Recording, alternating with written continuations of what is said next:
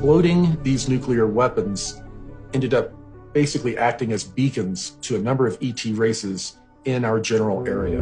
The primary energy pulse that occurs in one of these explosions sends an energy that feeds back through the fabric of space-time.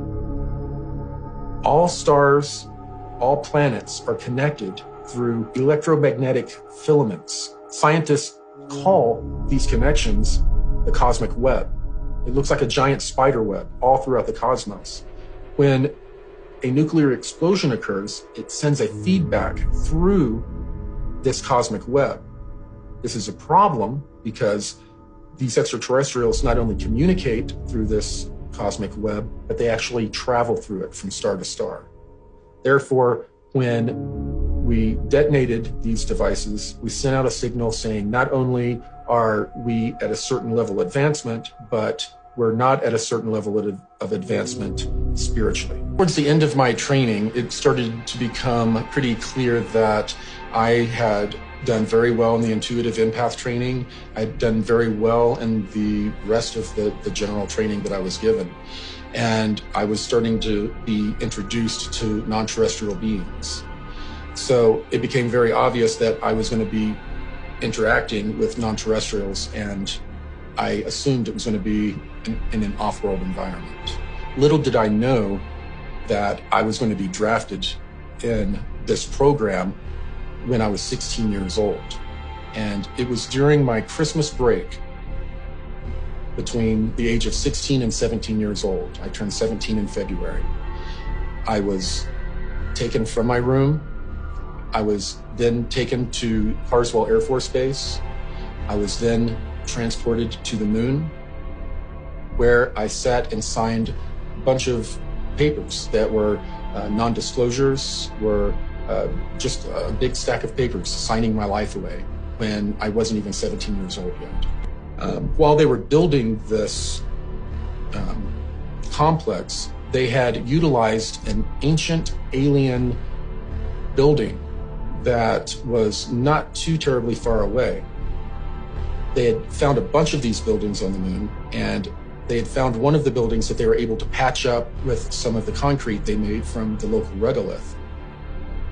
They then were able to pressurize it and use it as a base of operations while they built out the Lunar Operation Command.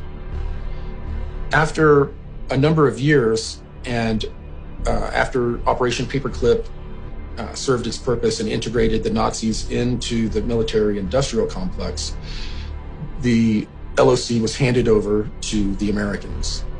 When approaching the moon from Earth in an electrogravitic craft, you will find the moon will be at a distance, and then it will grow very quickly in front of you. And then the next thing you know, you are above the surface.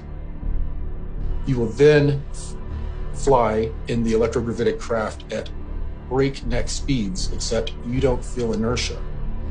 You find yourself hugging maybe 90 feet, 300 feet above the lunar surface, going at incredible speeds until you reach a crater. And then you find yourself orbiting a crater.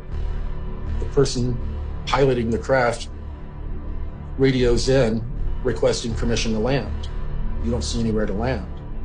All of a sudden, a little haze kind of occurs, and then there's a base.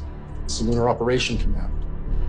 And as you fly down and over, there is a control tower where they control the air traffic.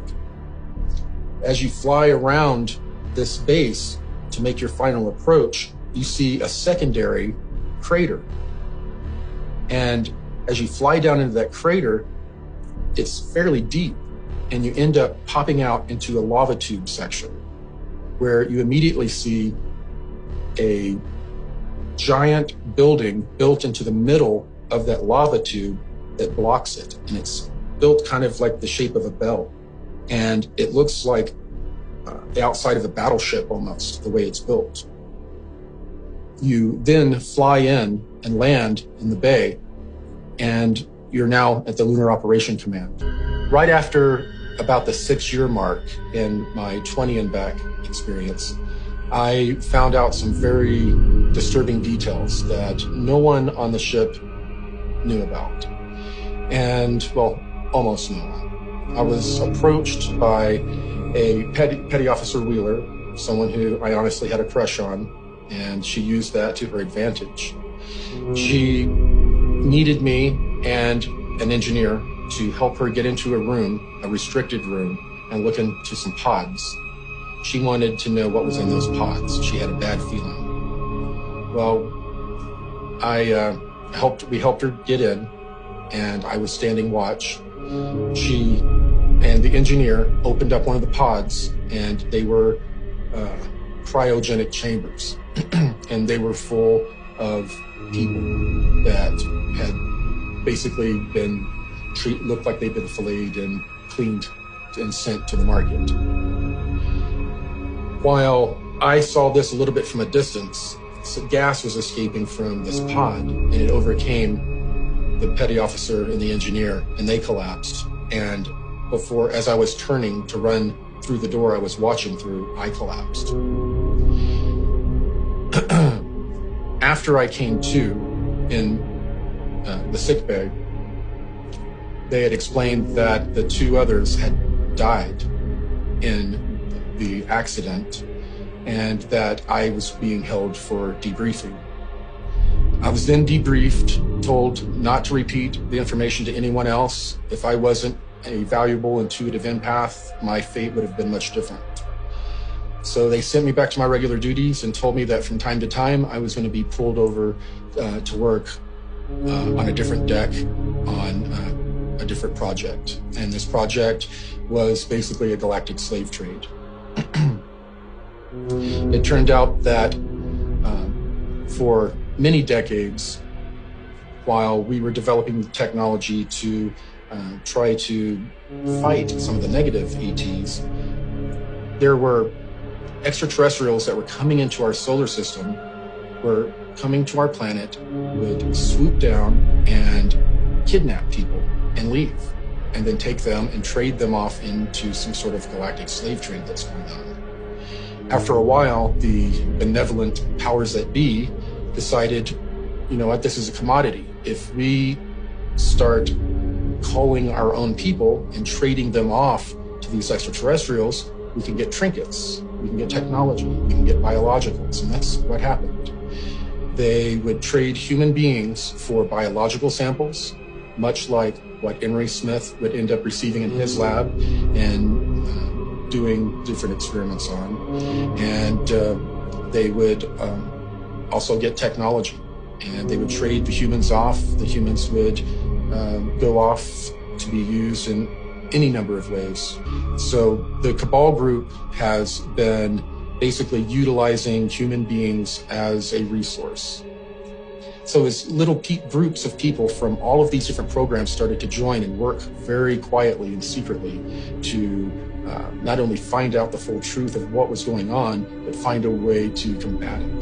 The SSP Alliance is a very small fraction of the overall secret space program or secret space programs, under 1%. So the only technology that they have is what they brought with them when they defected.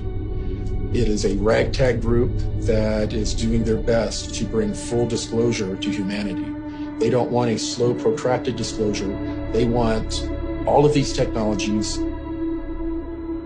given to all of humanity at once, not to any one group, any one country, to everyone at once. And that is what the Secret Space Program Alliance has been working for.